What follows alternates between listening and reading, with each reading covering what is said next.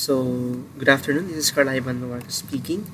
In this video, we will tackle about the objectives of hash sets and why do we need to learn them. Understand and demonstrate the use of hash set in Java to store and manipulate a collection of unique elements, including adding, removing, and checking of the presence of items. Learn why hash set is important for efficiently handling data and that requires uniqueness and fast lookups. This objective can be expanded with specific tasks such as create a hash set and add elements to it, check if an element exists in the hash set, remove an element from the hash set, and iterate through the hash set and print its contents. Later on in the programming section, we will tackle about this. Why learn hash sets in Java? First is because of its uniqueness. Hash set ensures that all elements in the collection are unique. This is useful in scenarios where duplicates are not allowed, such as storing usernames, IDs, or other distinct values. Next one will be fast operations. HashSet provides an average constant time performance, 0 times 1, for basic operations like add, remove, and contains. This makes it highly efficient for handling large datasets where performance is critical. So if you want faster operations, if you want your program to be faster in order for you to make specific tasks, then hash sets can be the one that you can use. Then no order guarantee. Hash set does not contain the insertion order of elements, which makes it lightweight and faster compared to other or to ordered collections like array list or linked list. So in contrast or in comparison to array list or a linked list, hash sets has no order. So you can randomly just input your data there, and then you can retrieve the data as well much faster and much more like no time frame compared to array list and linked list. So common use cases: removing duplicates from a list, checking for the existence of an item in a collection, storing unique keys or values in applications like caching, indexing, or data processing. And then foundation for advanced data structures.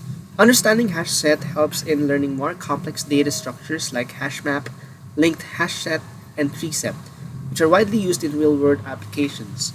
So once you learn or once you have the grasp of hash sets in Java, then the next or once you move into another data structures like tree set, linked hash set, and hash map, you will surely get the hang of it once you learn the basics of hash sets.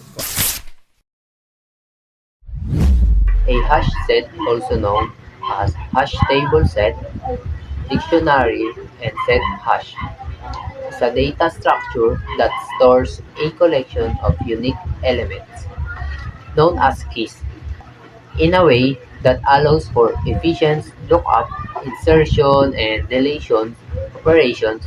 It uses a hash function to map keys to specific indices of a backing array. When a key is added, the hash function generates hash code, which is then used to calculate an index into the array. Where two keys hash to the same index, the hash set employs collision resolution strategies to store both keys. This allows HashSet to provide fast lookup times, efficient insertion and deletion of elements, and unique element storage, making them suitable for applications like caching, data duplication, and set operations. HashSet works where you can input elements or data. You can either add, remove, or retrieve data input on the hash set. Usually, the hash set uses hashmap to store the elements. Whenever you create a hash set object, one hashmap object associated with it is also created. It also sometimes uses boolean value, so that if you call a specific element contained within the hash set, it will be displayed on the terminal, or it can remove an element based on the boolean method used. Here, We'll show you a sample coding of how HashSet works. We're gonna be using groceries to make it simple and easier for you to understand.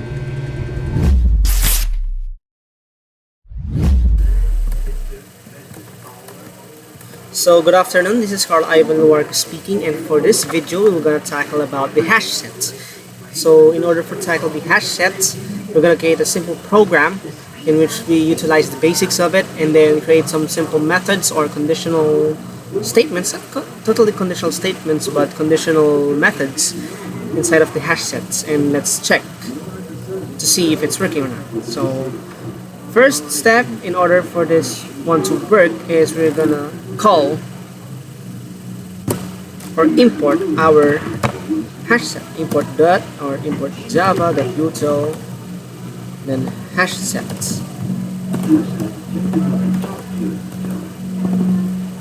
Okay, so we're gonna import or we're gonna create an object that has the hash set type. Hash sets. What data type should we use? String. And then what type of object? I want to use grocery. And then equals new hash sets.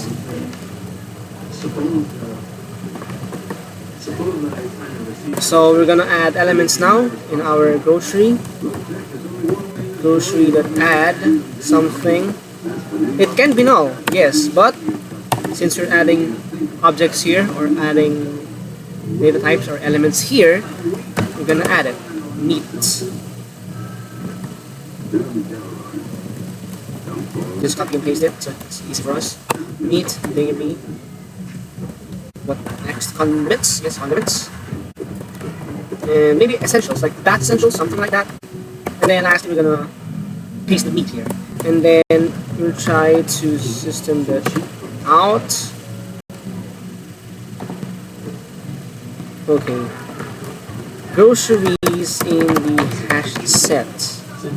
And then plus grocery. I'm gonna try to run it. Okay, groceries in the hash set is dairy, essentials, meat, and condiments. As you can see here, it is not in order, and the meat is only one instance in our output. Why is that? Because hash set does not accept duplicates. It only accepts one instance of element, and each of their own elements has its own hash values. So for this one, we're gonna tackle it later, but still, that's the reason why it's not in order, and there's only one instance of meat in the output. Okay, so we're done in the output of all of the elements here. Next thing we're gonna do is gonna check if grocery contains what object. Let's try dairy, for example, and then open and close curly braces. Sys out dairy is in the hash set.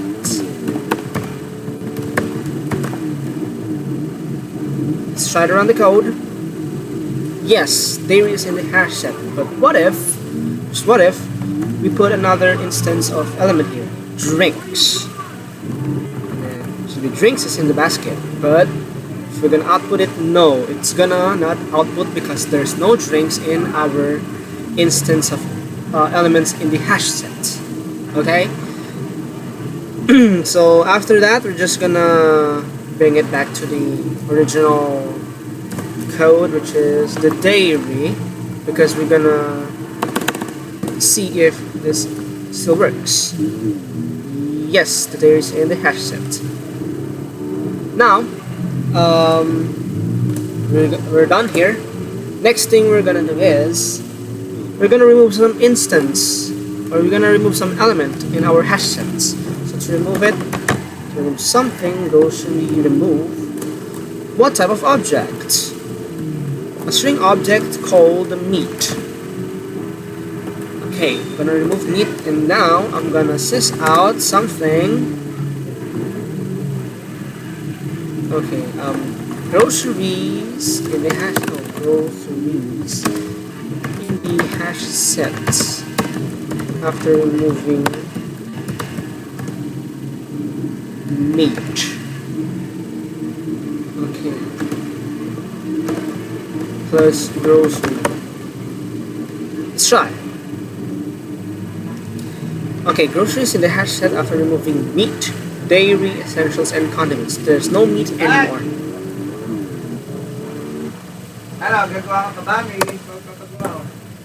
Okay, so after that, since we remove the meat in our groceries, next thing we're gonna do is we're gonna remove it all. We're gonna clear it out.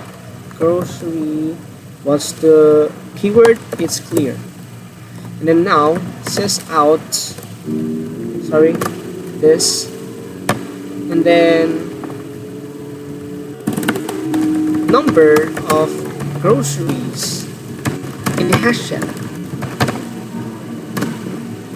plus grocery dot size. Look at that. And then now we're gonna see number of groceries in the hash set is 0. So that's it. So just to recap the hash set here, first step that we did is we import the Java utility hash sets, and secondly we called grocery, the grocery object in our hash set, and third we added elements, meat, dairy, condiments, essentials, and meat, and we printed it out. So it became this: dairy, essentials, meat, condiments. Fourthly is we checked the element in our hash set if it's there or not. In this case, it's yes, there is in the hash set.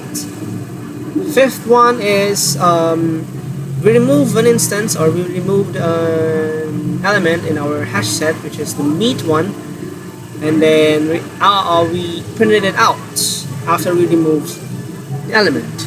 In this case is the three remaining elements, and then lastly we clear it out. All elements just cleared back to 0, and we outputted the size or the number of elements in our hash set. In this case is 0 because we cleared it out. But just to further clarify it out, let's remove the grocery clear, and then it should be 3, right? Yes, it should be 3 because we didn't remove any, we didn't clear it out, we just removed the meat one, and then yeah, as you can see, it's only 3. So yeah, the video regarding to the hash set or the basics of the hash set is now finished, and then I hope you learned something in this video. Thank you very much. Now let's talk about the conclusion of HashSet. HashSet is a powerful and efficient data structure for situations where fast membership checks, uniqueness, and quick insertion/deletion are essentials. However, its unordered nature means it may not be suitable when the order of elements matters. In terms of performance, HashSet typically provides average 0 to 1 time complexity for common operations, making it ideal for problems like removing duplicates, finding intersections of sets, or checking memberships efficiently. Despite its limitations, such as lack of order and potential performance degradations due to hash collisions, it remains a fundamental tool in many coding applications.